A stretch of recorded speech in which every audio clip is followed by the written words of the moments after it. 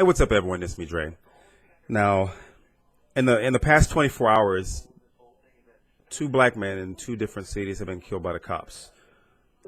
It seems like there's a war on black men, or at least it's open season on black men by law enforcement. Now, first you have Alton Sterling, who died either late Tuesday night or early Wednesday morning, and then later that day, you have Philando Castile, who was shot and killed by police during a routine traffic stop for a fucking busted taillight. I mean, it's already bad enough. We have 12-year-old Tamir Rice playing with a BB gun out in the park, and police roll up on him and execute him. You have Sam DeBose without a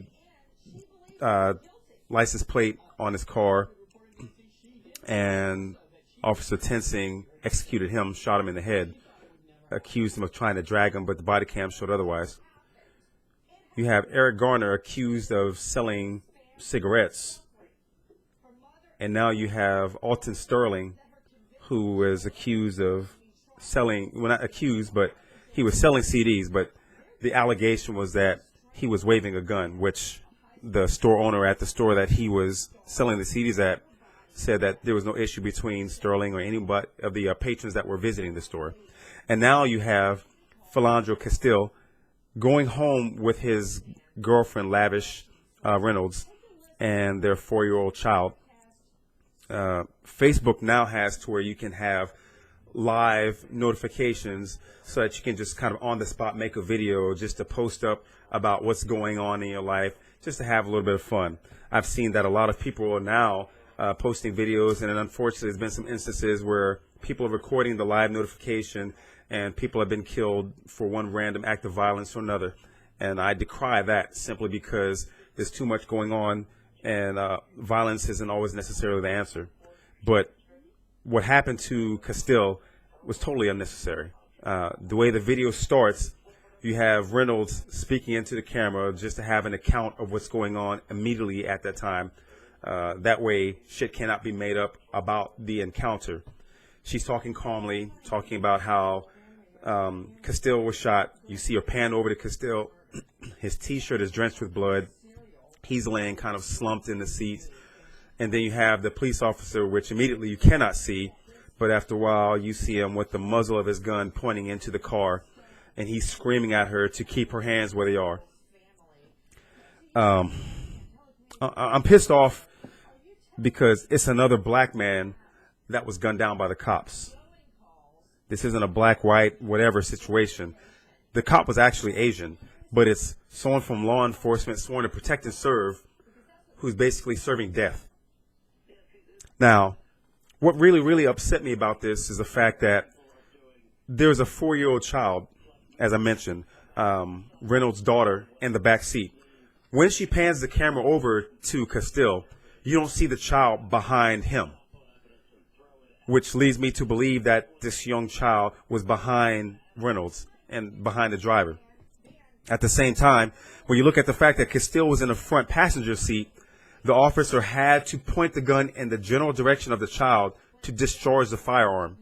He could have struck the child. Blatant disregard for the passengers in the vehicle. The way it was explained by Reynolds, Castile was commanded to provide identification.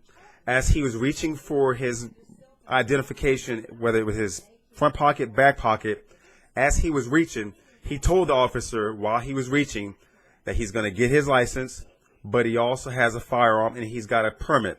At the time he was fired upon. Now, the first time the cop speaks, he's screaming and he said, "I told him not to move."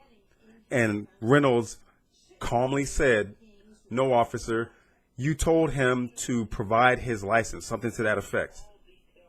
So for all the people that like to say, well, you should have complied, should have obeyed, you're talking about a man who was complying, a man 32 years old who didn't have a record whatsoever and was gunned down by the cops simply because his ass was scary. Something like that could happen to me. Something like that could happen to any other black man. But how many more black people have to die at the hands of cops before enough is enough? That's my motherfucking question.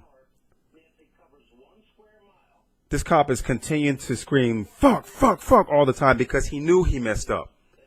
Overzealous, and he panicked. But the worst part about it is he's probably going to get administrative leave.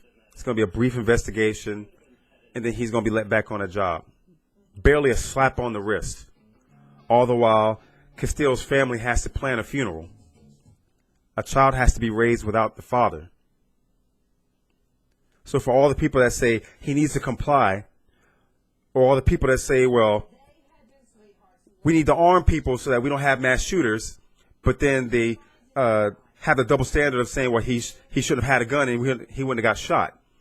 Because a lot of white people like to say that shit, especially when the victim is black. All lives matter? Bullshit. Because if all lives matter, why are white people so dismissive when a black life is taken?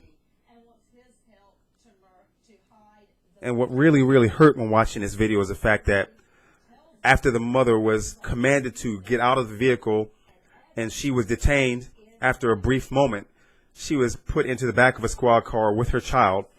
She had the phone with the camera rolling in her lap, and she's losing her composure because she knows that her man is dead. And while she's crying and she's in despair, the little girl is trying to tell her mom that it's okay, I'm here, mommy. That was the hurtful part of it, because you have this little girl trying to console her mother who's in distress. But again, it's another black life lost. And this isn't a cry out against police, because there are good cops out there.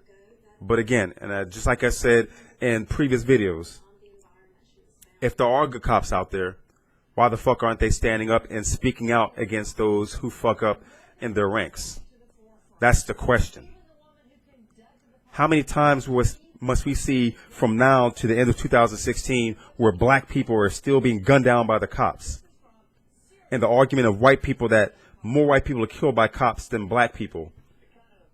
But white people are so dismissive, and they also overlook the fact that more armed white people are gunned down by cops because they think it's the okay corral. The question is, how many unarmed white people are getting gunned down by the cops? Not that many.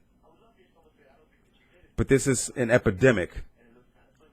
I'm not fearful of Zika or Ebola. I'm more fearful of someone with a badge and a squad car rolling up on me and deeming me as a threat simply because of the color of my skin. This is what's happening in the United States. But all of a sudden, a lot of white people like to think that there's not a fucking problem when it comes to race. But all of a sudden, black people are the threat. So what do you call it? Anyway, if you like this video, hope that you like, subscribe, and share. Don't forget to check me out on Facebook. Peace.